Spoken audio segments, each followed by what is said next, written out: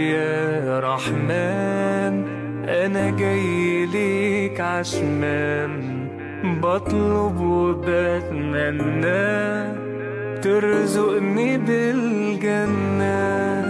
يا ربي يا رحمن، أنا جاي ليك عشمان، بطلب وبتمنى ترزقني بالجنة. تكرمني بالغفران غرقان وكل ذنوب، وبجد نفسي أتوب وجايلك وبدعيلك.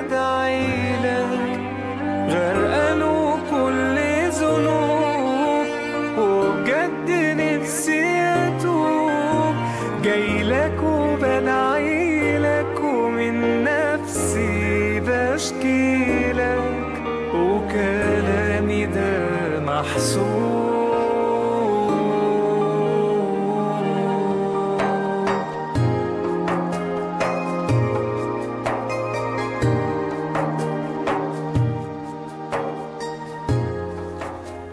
زي ما شفنا يا شباب، ده كليب يا رب يا رحمن للفنان والمطرب الشاب احمد زكريا اللي دلوقتي منورنا في الاستوديو. ازيك يا ابو حميد؟ ازيك يا ابو حميد؟ عامل انت ايه؟ انت اللي عامل ايه؟ اخبارك ايه؟ زي الفل. فينك يا راجل؟ منورنا يا زكريا والله. ازيك يا احمد؟ عامل ايه؟ مبروك إيه؟ على الكليب الجميل ده والاغنيه. الله يبارك فيك. طب كلمنا بقى عن تحضيرك للاغنيه وظروفها وسبب اختيارك ليها اصلا. والله كانت وش الخير عليا. هو اول كليب ليا كان بديني نزل رمضان اللي فات الحمد لله، هو نزل في اخر بس فتره في اخر اسبوع في رمضان تقريبا. ده نظرا يعني للضغط اللي كان الناس كلها بتشتغل فيه في رمضان، وطبعا الارهاق الناس كلها يعني صعب انها تشتغل في رمضان. وصورنا في شارع المعز زي ما انتم شايفين كده، والحمد لله كان دمه خفيف على الناس، ويعني كانت كبدايه ليا كانت حاجه حلوه جدا. الحمد لله. مبروك يا زكريا. احمد عايز اعرف منك اشمعنى اغنيه دينيه؟ يعني ليه مثلا ما قلتش اعمل اغنيه هاوس مثلا، اغنيه ثانيه ممكن احنا الاغاني اللي هي اللي ممكن اي مطرب بيفكر فيها اول ما بيبدا يعني شغله، اللي هي الصيف في الشتاء تنفعه، بس انت يعني اغنيه دينيه قيمه طبعا، وليها يعني ليها كلمات وليها تعبير كبير جدا، بس اشمعنى اغنيه دينيه؟ لا ما هو كان قبلها كان في فكرني اسيبك على الاف ام، بس ما قدرتش اصورها نظرا للظروف اللي حصلت بعد كده للبلد بقى، الثوره وكده 25 يناير بقى. فهي نزلت قبل الثوره باسبوعين بالظبط. كويس. فالحمد لله ان انا بقى كان اختياري كان برضو ان انا انزل بحاجه، كان رمضان الحمد لله ان انا نزلت بيها وعجبت الناس الحمد لله. طب انت شايف ان النوع ده من الاغاني ما فيش اهتمام بيه قوي في الشريحه الكبيره من الجمهور؟ اصل اقول لك على حاجه، انا في الاول وفي الاخر انا دي حاجه انا بغنيها يعني حاجه من جوايا لربنا سبحانه وتعالى، فانا يعني بالعكس انا شايف ان احنا مفتقدين الكلمه الحلوه، يعني غنى لمولى عز وجل. انا مثلا بقول حاجه لربنا، وفي ناس كتير جدا يعني ما شاء الله ناجحه في الموضوع ده، بس دي كانت حاجه ليا بصراحه انا كنت حابب ان انا اعملها، يعني عايز اشوف نفسي انا ادائي هعمل ايه وانا بغني لمولى عز وجل مثلا، ان انا يعني حاجه زي دي تخرج مني ازاي من الاخر يعني. طبعا جميل جدا. على طول يا احمد فاكرني هسيبك، نسمع منك على طول. يلا فاكرني هسيبك، يلا بيت يلا في السكر. نسمع فاكرني هسيبك.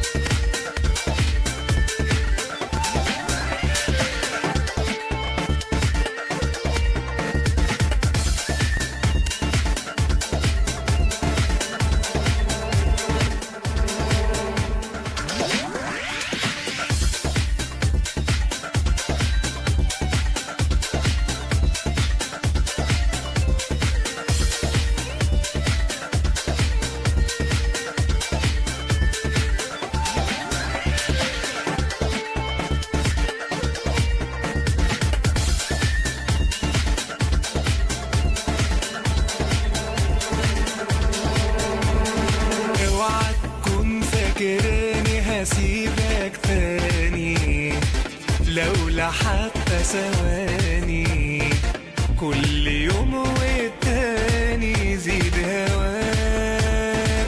انت جيت في الدنيا حبيب عشاني، ياللي فيك احلامي، هعيش معاك ايامي مهما كان.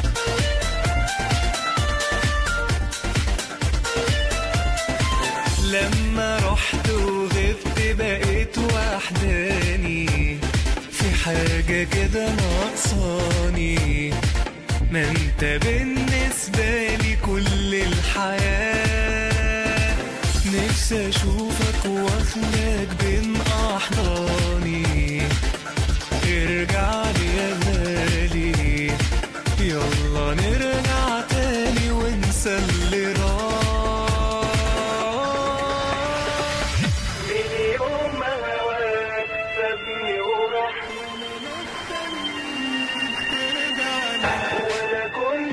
بعدك يوم مرتاح ولا حتى اليوم بيعدي، من يوم ما هواك سابني وراح وانا مستنيك ترجع لي، ولا كنت بعدك يوم مرتاح ولا حتى اليوم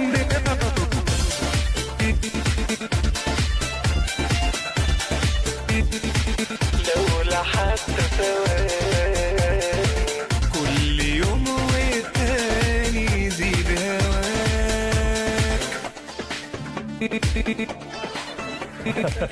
الله عليك يا ابو حميد. هايل. ابو حميد، انت عملت حفلتين تقريبا في الاتحاديه مش كده؟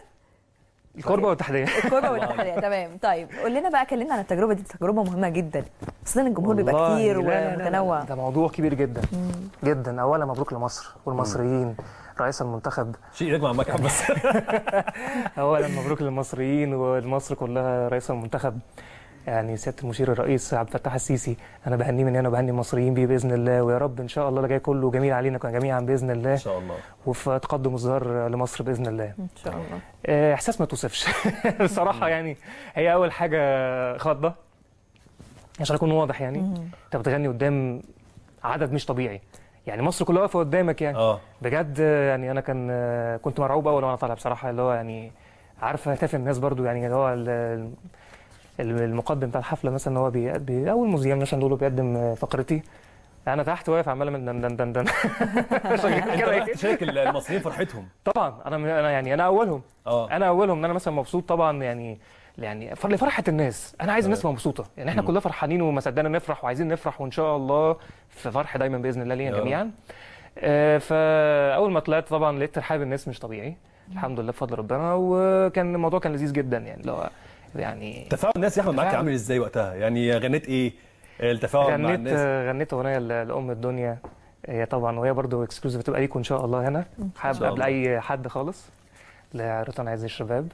وعايز اقول مثلا برضو كان في غنيت اغنيه من الالبوم الجديد بتاعي، هي انا موافق، دي لاول مره كنت اغنيها لايف اصلا. طب ازاي جه اختيارك اصلا لحدث زي ده؟ الحمد لله ان هي كانت بتنسيق طبعا مع حمله سياده المشير الرئيس عبد الفتاح السيسي. طبعا كانت حاجه حلوه بصراحه. انا يعني ان انا مثلا في اختيار لاغنيه جوه العين، هي اغنيه معموله القصد بيها ان مصر مهما رحت مهما جيت هي مصر ام الدنيا. اغنيه بتتكلم عن مواقف على مصرنا بجد، على البلد اللي هو كيان البلد، وان احنا مهما عملنا في ايه في الدنيا كلها مالناش غير مصر. وغالي، والغالي ابو حميد غالي. انت الغالي يا احمد. انتوا اللي غاليين على قلبي، وجمهور روتانا طبعا وعز الشباب اكتر ناس غاليه على قلبي. ربنا يخليك يا الله يخليكم. يلا بينا اسمع غالي، اتفضل. كله كده ضرب ضرب ضرب.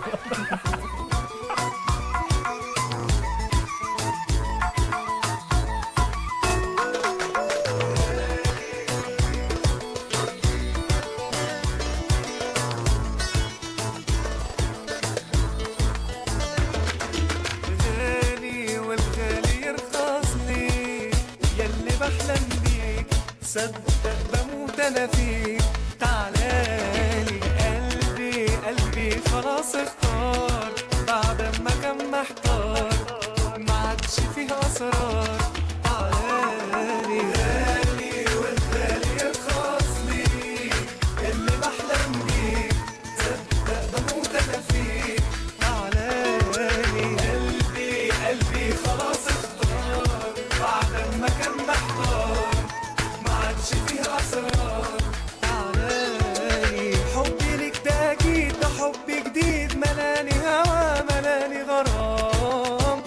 اوصفوش بكلام، مهما اعيد واقول ده مش معقول اوصف جمال ولا في الاحلام، مفيش كلام يتقال. حبي ليك ده اكيد، ده حب جديد ملاني هوا ملاني غرام، ما اوصفوش مهما اعيد واقول ده مش معقول اوصف جمال ولا في الاحلام، مفيش كلام يتقال. يا عيني بالي والبالي الخاص لي يلي بحلم بيه، تصدق بموت انا فيه. تعالالي قلبي خلاص اختار، بعد ما كان محتار ما عادش فيه اسرار. تعالالي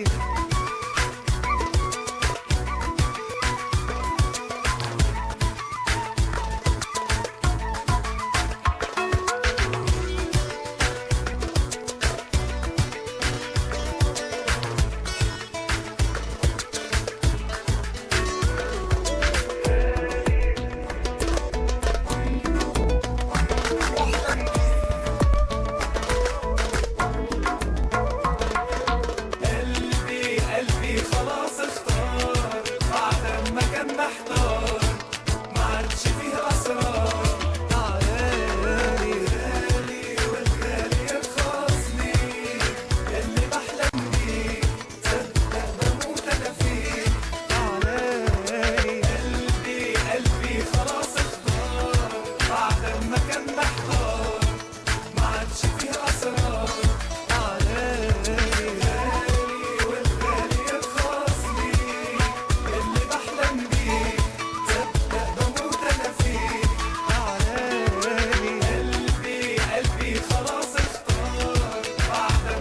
محتار ما عادش فيه اسرار. الله غالي يا ابو حميد. غالي يا احمد غالي. عاملين جو احنا حركه وحاجات وبتاع.